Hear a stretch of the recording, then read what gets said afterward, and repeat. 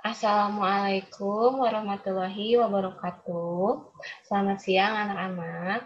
Berjumpa kembali dengan saya Yulia Widyatami dalam pembelajaran jarak jauh PPKN. Apa kabar hari ini? Semoga dalam keadaan baik-baik saja ya. Sudah tidak terasa ya, 4 minggu kita menjalani pembelajaran online ini. Mudah-mudahan kalian masih semangat menjalaninya. Dan mudah-mudahan kita bisa cepat bertemu ya. Jangan hanya kalian yang melihat ibu di video, tapi kalian, ibu juga ingin melihat murid-murid ibu di kelas ya. Nah, silahkan siapkan alat tulis dan buku catatan PPKN-nya, karena seperti biasa dalam PJJ PPKN ini, ketika Ibu menjelaskan dalam video, kalian harus mencatat informasi-informasi penting ataupun mencatat rangkuman-rangkuman materi ya dari video yang kalian simak. Nah, kita mulai saja pembelajarannya. Ibu akan memperlihatkan PowerPoint. Ini PowerPoint-nya. Nah, materi kita hari ini, materinya tentang menyadari pentingnya kedudukan dan fungsi Pancasila dalam kehidupan bernegara. Masih materi bab 1, tetapi ini masuk ke dalam subbahasan D atau subbahasan yang terakhir ya. Jadi insya Allah minggu depan kita akan melaksanakan ulangan. Ulangannya bisa tugas, penugasan, atau bisa di Google Form ya. Karena kalian belum pernah latihan soal, kalau tidak salah. Nah, ini judul bahasan kita hari ini.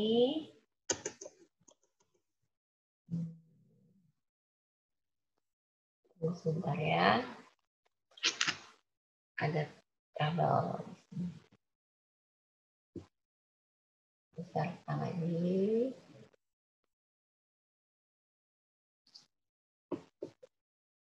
Nah, menyadari pentingnya kedudukan dan fungsi Pancasila dalam kehidupan bernegara. Ini bahasan kita hari ini. Kalau kita kemarin sudah membahas tentang manfaat, fungsi, makna, dan kedudukan Pancasila sebagai dasar negara dan pandangan hidup, hari ini kita akan mempelajari tentang pentingnya menyadari kedudukan dan fungsi Pancasila dalam kehidupan ya. PJJ PPKN pertemuan ke-1. Ibu jelaskan dulu tujuan pembelajarannya. Tujuan pembelajaran untuk hari ini nomor 1 adalah setelah mempelajari materi ini, kalian diharapkan mampu mendeskripsikan nilai-nilai yang terkandung dalam Pancasila. Yang kedua adalah kalian mampu memahami pentingnya pelaksanaan nilai-nilai Pancasila dalam kehidupan bernegara. Dan yang ketiga adalah kalian bisa atau mampu memberikan contoh penerapan nilai-nilai Pancasila di kehidupan bermasyarakat, berbangsa, dan bernegara. Ini adalah tujuan pembelajaran kita hari ini. Nah, sebelum ke materi, kita bahas, Soekarno pernah mengatakan ini yang berhubungan dengan Pancasila sebagai dasar negara dan pandangan hidup. Beliau mengatakan, aku tidak mengatakan bahwa aku menciptakan Pancasila. Apa yang kukerjakan hanyalah menggali jauh ke dalam bumi kami, yaitu bumi Indonesia, tradisi-tradisi kami sendiri, dan aku menemukan 5 butir mutiara yang indah. Mutiara yang indah itu adalah Pancasila ya. Itu hanya sedikit intermezzo ya. Nah, kita akan langsung ke materi. Semua sila dari Pancasila itu tidak dapat dilaksanakan secara terpisah-pisah. Karena Pancasila merupakan satu kesatuan yang utuh dan saling berkaitan. Sila-sila dalam Pancasila merupakan rangkaian kesatuan yang bulat, sehingga tidak dapat dipisah-pisah satu sama lain, atau tidak dapat dibagi atau diperas menjadi satu sila saja. Artinya di sini apa? bahwa dalam pelaksanaan Pancasila, kita itu tidak bisa hanya melaksanakan satu sila saja. Misalkan ketika kita melaksanakan sila keadilan sosial, berarti kita sudah melaksanakan sila ketuhanan yang Maha Esa. Bukan seperti itu ya. Tetapi Pancasila ini memiliki hierarki piramidal. Hierarki piramidal ini artinya dia itu mempunyai tingkatan dari yang atas sampai ke yang paling bawah. Jadi dalam tingkatan ini, ketika kita akan melaksanakan Pancasila, itu harus dari sila pertama terlebih dahulu. Mengapa kita harus melaksanakan sila pertama terlebih dahulu? Karena ke sila kedua itu merupakan penjabaran dari sila ke-1. Dan sila kedua nanti akan menjabarkan sila ketiga. Sila ketiga menjabarkan sila keempat. Sila keempat akan menjadi dasar dari sila kelima. Jadi tidak bisa kita memilih satu sila saja. Dan ada ahli yang menyebutkan bahwa ketika kita melaksanakan sila pertama, ketuhanan yang Maha Esa, secara tidak langsung kita itu sudah melaksanakan sila-sila yang di bawahnya, seperti sila kemanusiaan yang adil dan beradab. Karena ketika kita percayakan Tuhan, nilai-nilai ketuhanan itu akan mengajarkan kita untuk menghargai manusia lain sebagai ciptaan Tuhan juga, atau sebagai sila ketiga persatuan Indonesia. Ketika kita percaya ajaran agama kita, ada ajaran agama yang mengatakan bahwa kita itu diciptakan berbeda-beda oleh Tuhan untuk melengkapi berbagai kekurangan dan kelebihan kita masing-masing. Jadi sila pertama ini adalah sila yang utama yang mendasari atau menjadi acuan dari sila-sila yang di bawahnya. Jadi ketika kita sudah melaksanakan sila pertama dengan sungguh-sungguh, insya Allah sila keadilan sosial sudah kita laksanakan juga. Di agama, apakah diajarkan keadilan atau bersifat adil? Itu sangat diajarkan di agama, ya. Atau bahkan di agama itu juga diajarkan tentang bermusyawarah. Setiap masalah itu tidak boleh langsung diselesaikan secara kekerasan, harus secara musyawarah. Atau dalam sila gotong royong ya, gotong royong itu sila kelima. Kita belajar untuk bekerja sama, membantu orang lain, itu merupakan nilai-nilai sila pertama atau sila ketuhanan yang Maha Esa ya. Nah, sila-sila ini saling melengkapi satu sama lain. Ketika kita merubah sila kelima menjadi sila ke-1 atau sila keadilan sosial menjadi yang pertama, itu pelaksanaannya akan berbeda. Yang namanya adil itu kan sama rata. Jadi yang namanya keadilan itu artinya tidak memandang seseorang dalam kondisi sesuatu apapun. Yang penting adil aja. Misalkan ketika kalian diberi uang jajan. Kalian di SMP uang jajannya sama 10.000 seperti adik kalian yang di SD. Itu adil, tetapi tidak bijaksana ya. Makanya sila ketuhanan yang Maha Esa itu merupakan sila yang harus dinomorsatukan. Karena nilai-nilai sila kedua, 3 dan 4 3, 4, dan 5 itu akan tercermin di sila pertama ya. Nah, mereka itu saling melengkapi, saling mendorong dan menyatukan berbagai perbedaan. Makanya Pancasila ini tidak bisa dipisahkan satu sama lain, tidak dapat dibagi-bagi atau diperas menjadi satu sila saja. Itu artinya. Namanya atau istilahnya itu hierarki piramidal. Nah, yang selanjutnya, Pancasila sebagai satu kesatuan bermakna bahwa kelima sila dalam badan Pancasila merupakan satu kesatuan yang utuh dan bulat, di mana sila pertama menjiwai sila kedua hingga kelima. Sila kedua menjiwai sila ketiga, keempat, sila Sila ketiga menjiwai sila keempat dan kelima. Sila keempat menjiwai sila kelima, dan sila kelima merupakan sila yang dijiwai oleh sila pertama hingga keempat, di mana kelima sila ini saling terkait atau satu sama lain membentuk suatu kesatuan. Contohnya seperti badan kita ya, yang utamanya kan kepala atau otaknya, tapi tidak bisa dipisahkan, karena kalau kepala atau otaknya tidak ada, tangan tidak bisa bergerak, kaki tidak bisa bergerak. Sama seperti Pancasila. Jadi kalau salah satu bagian itu hilang, atau sila pertamanya hilang, jadi tidak bisa bergerak atau tidak utuh. Ya, selanjutnya,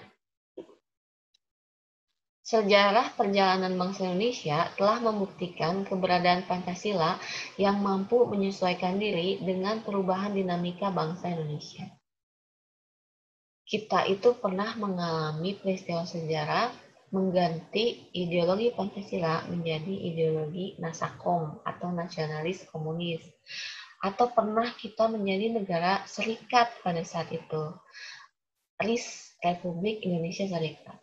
Apakah kedua bentuk ideologi atau negara ini mampu menjembatani perbedaan di Indonesia? Ternyata tidak. Salah satu ideologi yang cocok bagi Indonesia atau satu-satunya ideologi yang cocok bagi bangsa Indonesia adalah Pancasila. Makanya di perjalanan sejarahnya, ideologi Pancasila ini sudah terbukti kekuatan dan juga keampuhannya menyesuaikan diri dengan perubahan dan dinamika bangsa Indonesia, ya. Pancasila ini sampai saat ini masih ada, masih digunakan dan tidak diganti. Kedudukan Pancasila sebagai dasar negara dan ideologi negara merupakan kesepakatan yang sudah final karena mampu mempersatukan perbedaan pandangan, baik perbedaan agama, budaya, dan juga bahasa, ya. Jadi Pancasila ini merupakan ciri khas bangsa Indonesia, satu-satunya di dunia. Pancasila ini dapat diterima oleh seluruh lapisan masyarakat yang ada di Indonesia, ya. Karena dalam Pancasila ini terkandung yang namanya nilai universal, dinamis, fleksibel. Makanya Pancasila ini bisa tumbuh sampai sekarang. Ini ibarat pada gambar ini ada pohon, ada akarnya. Ini akarnya adalah Pancasila. Batang dan daunnya ini, batangnya adalah negara kita, daunnya ini adalah rakyatnya, ya. Jadi kalau misalkan akarnya mati atau akarnya dirabut, pohon ini tidak akan tumbuh, ya. Seperti minggu kemarin sudah Ibu jelaskan. Dasar negara itu merupakan fondasi pembentukan negara. Bila dasar negaranya diganti, berarti mengganti atau menghilangkan bangsa Indonesia. Nah, selanjutnya, mempertahankan Pancasila. Bagaimanakah cara mempertahankan Pancasila? Mempertahankan Pancasila itu dapat dilaksanakan dengan mengamalkan nilai-nilai Pancasila dalam kehidupan sehari-hari.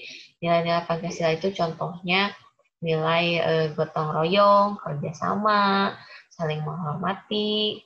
Itu nilai-nilai Pancasila yang tidak ada di ideologi lain, ya. Yang kedua, tidak mengubah, menghapus, dan mengganti dasar negara Pancasila dengan dasar negara lain. Karena kalau diganti, berarti mengganti seluruh penyelenggaraan negara yang ada di Indonesia, ya. Mempertahankan Pancasila berarti mempertahankan NKRI. Selanjutnya, ini Pancasila yang kita kenal, ya. Pancasila ini lambangnya yang pertama itu bintang, artinya ketuhanan yang Maha Esa, ya. Kalau kalian telaah kenapa latarnya hitam dan ada bintang di situ, itu artinya bahwa yang namanya Tuhan atau agama itu bagaikan cahaya atau bintang di dalam kegelapan. Jadi kalau ada orang yang tidak beragama, dia tidak punya tujuan atau arah, ya. Makanya sila pertama ini lambangnya bintang dengan latar hitam. Nah, kalau lambang yang lain itu latarnya merah dan putih, seperti bendera nasional Indonesia ya. Nah, sila yang kedua, ini lambangnya adalah rantai kemanusiaan yang adil dan beradab. Yang ketiga, ini lambangnya adalah pohon beringin, Persatuan Indonesia. Kenapa lambangnya pohon beringin? Pohon beringin itu punya sifat melindungi atau rimbun ya, mengayomi. Jadi ibaratnya satu pohon itu ada dalam satu kesatuan. Mereka banyak tapi tidak saling berkelahi atau perpecahan. Nah, yang keempat, sila kerakyatan yang dipimpin oleh kebijaksanaan dan pemecahan perwakilan itu adalah lambangnya banteng ya. Katanya banteng ini adalah hewan yang memiliki kebijaksanaan, makanya lambangnya adalah banteng. Dan yang terakhir adalah keadilan sosial bagi seluruh rakyat Indonesia, lambangnya adalah padi dan kapas. Kalau padi itu melambangkan pangan, kalau kapas itu adalah sandang, pangan itu makanan, sandang itu pakaian. Jadi keadilan itu digambarkan dengan adanya kesejahteraan dan kemakmuran ya. Semuanya rata, semuanya harus sejahtera. Nah, Pancasila ini atau lambang-lambangnya ini ada di lambang negara kita, Garuda Pancasila. Nah, Garuda Pancasila ini juga punya filosofi ya. Bulu di sayap, di ekor, di leher itu menyimbolkan hari kemerdekaan bangsa Indonesia yang sebentar lagi akan kita peringati 17 Agustus tahun 1945. Nah, peringatan hari kemerdekaan ini juga salah satu cara untuk mempertahankan Pancasila ya. Nah, selanjutnya ini adalah gambar sila pertama. Kalian bisa lihat gambarnya, di situ ada beberapa orang yang berlainan agama tetapi saling berteman, bersilaturahmi ya. Di dalam pandangan Tuhan itu manusia itu sama, yang membedakan adalah ketakwaannya. Nah, sila ketuhanan yang Maha Esa ini memiliki 4 makna atau 4 butir ya. Kalau dulu namanya P4. Kalau kalian mau bekerja di pemerintahan, biasanya dites dulu P4 ya. Ada yang namanya pengamalan pelaksanaan butir-butir Pancasila. Jadi ke setiap sila itu punya beberapa butir ya. Ada yang 4, ada yang 5, bahkan ada yang 12 ya. Butir di sini artinya adalah pelaksanaan atau nilai-nilai yang sesuai dengan sila pertama. Contohnya, sila pertama ini percaya kepada Tuhan Yang Maha Esa sesuai dengan agama dan kepercayaan masing-masing menurut dasar kemanusiaan yang adil dan beradab. Butir yang kedua adalah hormat menghormati dan bekerja sama antar pemeluk agama dan penganut kepercayaan yang berbeda-beda agar terbina kerukunan hidup. Yang ketiga, saling menghormati kebebasan menjalankan ibadah dan agama. Dan yang terakhir, tidak boleh memaksakan suatu agama dan kepercayaan kepada orang lain. Ini adalah 4 butir sila pertama, ketuhanan yang Maha Esa. Yang selanjutnya, melihat dari lambangnya itu rantai, artinya adalah kemanusiaan yang adil dan beradab. Nah, kemanusiaan adil yang beradab ini atau sila kedua ini memiliki 8 butir. Yang pertama, mengakui persamaan derajat, hak dan kewajiban sesama manusia, saling mencintai sesama manusia, mengembangkan sikap tenggang rasa, tidak semena-mena, menjunjung tinggi nilai kemanusiaan, gemar melakukan kegiatan kemanusiaan, berani membela kebenaran dan keadilan, dan yang terakhir, bangsa Indonesia merasa dirinya sebagai bagian dari seluruh umat manusia. Karena itu, kembangkanlah sikap hormat menghormati dan bekerja sama dengan bangsa lain. Jadi kalau misalkan ada bencana di negara lain, atau negara lain sedang kesusahan, kita wajib menolong karena sesuai dengan pelaksanaan butir sila kedua, kemanusiaan yang adil dan beradab. Nah, yang ketiga dari lambangnya pohon beringin, ini adalah sila Persatuan Indonesia. Di gambarnya bisa dilihat ya, ada orang-orang yang memakai berbagai macam pakaian adat, tetapi dalam satu kesatuan Indonesia. Ini punya 5 butir ya, sila ketiga. Menempatkan kesatuan dan persatuan, kepentingan dan keselamatan bangsa dan negara di atas kepentingan pribadi atau golongan. Jadi tidak boleh mendahulukan kepentingan diri kita sendiri atau golongan kita. Jadi kepentingan negara itu ada di paling utama atau harus didahulukan. Ya, berkorban untuk kepentingan bangsa dan negara, cinta tanah air, bangga sebagai bangsa Indonesia, memajukan pergaulan demi persatuan-kesatuan bangsa yang berbineka tunggal ika. Nah, persatuan Indonesia ini dapat kita wujudkan dengan mencintai kebudayaan daerah ya. Ada yang namanya paham chauvinisme. Artinya merasa bahwa daerah atau suku bangsanya yang paling baik dibandingkan dengan suku bangsa yang lain. Ini merupakan salah satu contoh pelanggaran terhadap sila ketiga, sila Persatuan Indonesia. Ya, ada rasa primordialisme, pernah dengar? Primordialisme itu adalah rasa kedaerahan ya, menganggap daerahnya lah yang paling baik atau menganggap rendah orang-orang dari daerah lain, itu namanya primordialisme. Makanya di sini dicantumkan harus memajukan pergaulan demi persatuan dan kesatuan. Nah, ini sila yang keempat ya, lambangnya banteng. Nah, kita lihat di sini. Nah, punya 7 butir. Nih, butir pertama mengutamakan kepentingan negara, tidak memaksakan kehendak, mengutamakan musyawarah. Nah, kalian harus bisa menganalisis mengapa musyawarah mufakat ini dijadikan sebagai dasar pengambilan keputusan. Memang musyawarah ini akan lama prosesnya, tetapi pendapat dari berbagai orang atau orang itu memiliki kesempatan yang sama untuk mengungkapkan pemikirannya. Kalau secara pemungutan suara atau voting, kita itu tidak bisa berpendapat, hanya bisa memilih. Nah, nanti di akhirnya akan ada yang namanya orang-orang atau golongan yang kalah. Biasanya orang-orang yang kalah ini akan tidak terima atau biasanya membalas dendam. Makanya musyawarah mufakat ini lebih baik dari pemungutan suara sebenarnya.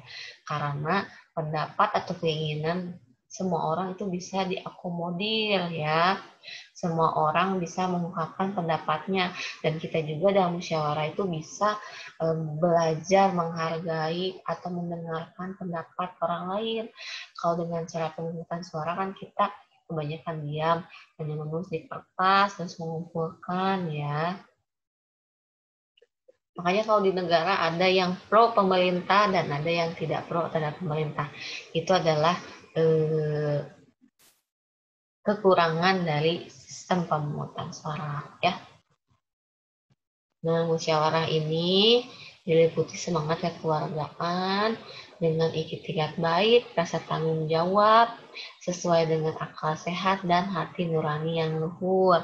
Dan keputusan yang diambil itu harus dapat dipertanggungjawabkan secara moral kepada Tuhan Yang Maha Esa dan menjunjung tinggi harkat dan martabat manusia serta nilai-nilai kebenaran dan keadilan. Jadi jangan mementingkan diri sendiri, karena setiap keputusan yang diambil oleh seorang pemimpin itu akan dipertanggungjawabkan nanti di hadapan Tuhan Yang Maha Esa.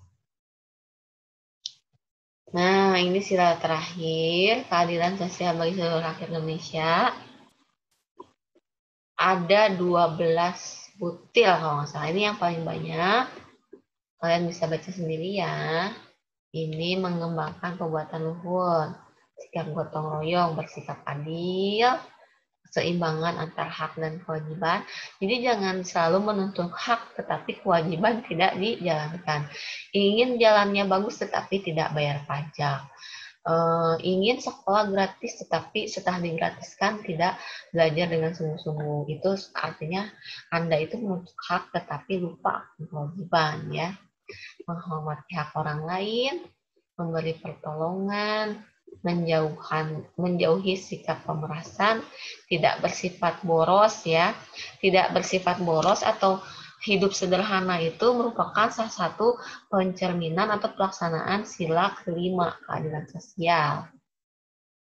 Tidak melakukan perbuatan merugikan kepentingan umum, suka bekerja keras, menghargai hasil karya orang lain, mewujudkan kemajuan yang merata dan berkeadilan sosial. Ini adalah 12 butir sila kelima, sila keadilan sosial. Nah,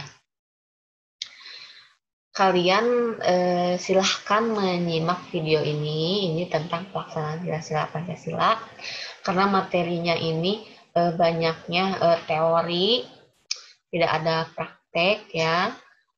Takutnya bosan, silahkan menonton video ini. Pengalaman Pancasila. Play.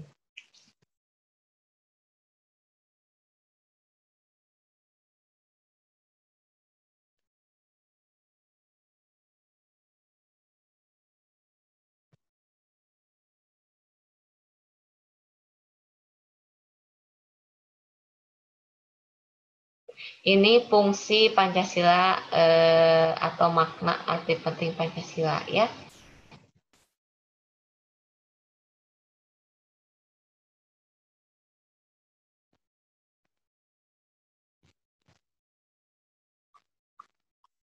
Sila pertama, contoh pelaksanaannya. Mengajarkan kita untuk bertakwa kepada Tuhan Yang Maha Esa.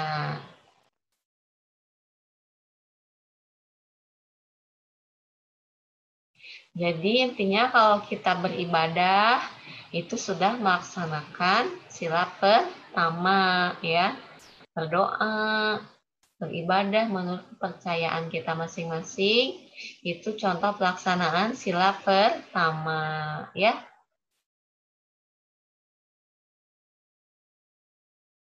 Walau kita berbeda tetapi harus tetap hidup rukun. Sila kedua, mengakui persamaan derajat. Tidak rasis. Rasis itu membedakan seseorang dari fisik ya. Peduli sesama, membantu teman yang mengalami kesusahan. Ini sila ketiga. Contoh pelaksanaannya adalah bangga dan cinta tanah air. Upacara bendera itu salah satu contoh pengalaman sila ketiga Persatuan Indonesia. Sila keempat, kerakyatan yang dipimpin oleh hikmat kebijaksanaan, mengutamakan musyawarah untuk mencapai mufakat, menghormati dan menghargai pendapat orang lain.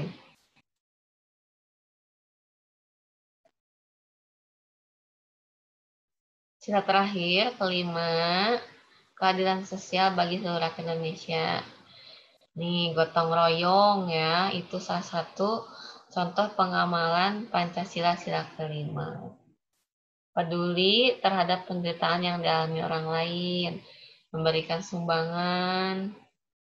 Nah, jadilah generasi muda pemimpin berjiwa besar.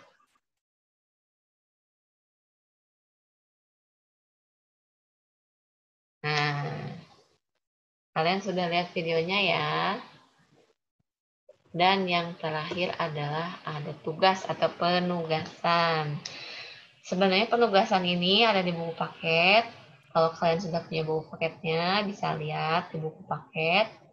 Nah, di sini tabel, boleh dibikin tabelnya. Kalau tidak dibikin tabelnya juga boleh, tapi harus rapih dalam penyusunannya atau penulisannya. Jangan sampai tidak terbaca, karena biasanya setiap tugas itu diperiksa satu-satu oleh ibu. Jadi tulisannya harus rapi, difotokannya juga harus jelas ya, jangan fotonya asal-asalan. Biasanya kalau ada foto yang tidak jelas, itu nilainya akan berkurang atau tidak dinilai oleh ibu ya. Ini adalah tabel 1.4 tentang nilai-nilai Pancasila. Yang pertama itu aspek informasinya adalah Pancasila sebagai satu kesatuan. Itu ada di pemaparan materi ibu yang di slide pertama, dan hubungan sila-sila dan Pancasila juga ada.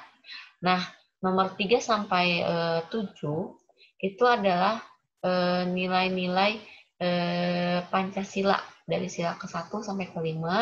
Kalian tuliskan arti dari ketuhanan yang Maha Esa itu, salah satu contohnya apa. Sebagai warga negara kita harus apa, kalian tulis itu. Tulis yang rapi, kalau ada yang salah harus di-tick ya, jangan sampai kotor bukunya. Karena buku catatan itu kerapian kebersihannya akan masuk ke dalam nilai keterampilan kalian ya. Nah, untuk pembelajaran hari ini Ibu cukupkan sekian. Mudah-mudahan minggu depan kita masih punya kesempatan untuk bertemu kembali ya. Untuk tugas di tabel itu silahkan Anda kerjakan. Nanti setelah dikerjakan, Ibu akan memberikan link Google Drive untuk mengupload foto dari tugas yang sudah kalian kerjakan. Ibu mohon fotonya harus jelas, terus jangan di crop satu-satu aja di fotonya, karena dalam penguploadan seperti kemarin itu maksimal itu 1 GB. Jadi satu penguploadan itu bisa mengupload 1 sampai dengan 5 foto. Kalau misalkan tidak cukup 5 foto, itu ada satunya lagi atau pertanyaan selanjutnya bisa mengupload 5 lagi. Jadi kalian bisa mengupload sampai 15 foto di sana ya. Mudah-mudahan kalian bisa mengerjakan dengan baik tugasnya. Mudah-mudahan juga kalian tepat waktu mengumpulkan tugas, jangan lupa mengabsen ya. Pembelajaran PPKN hari ini Ibu cukupkan sekian. Wassalamualaikum warahmatullahi wabarakatuh. Sampai jumpa lagi minggu depan.